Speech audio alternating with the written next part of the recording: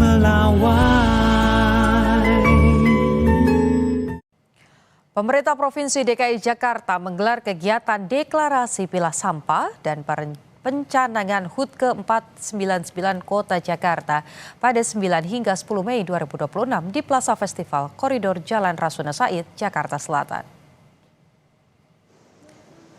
Pencanangan HUT ke-499 Jakarta akan panggung hiburan, bazar, UMKM, olahraga, sehat, bugar Rasuna, pertunjukan budaya Betawi dan dialog publik bertajuk Spekta Jakarta.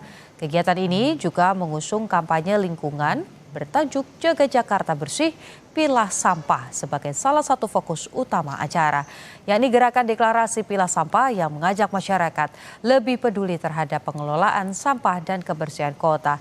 Acara akan dihadiri oleh Gubernur dan Wakil Gubernur Jakarta, Menko Pangan, Menteri Lingkungan Hidup, Menteri PUPR hingga perwakilan kedutaan besar.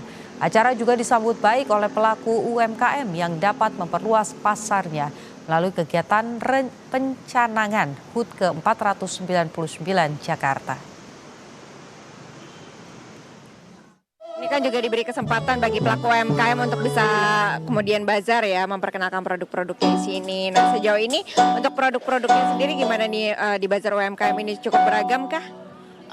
Cukup beragam dan berinovasi, dan saya juga baru pertama kali bazar di Plaza Festival ini.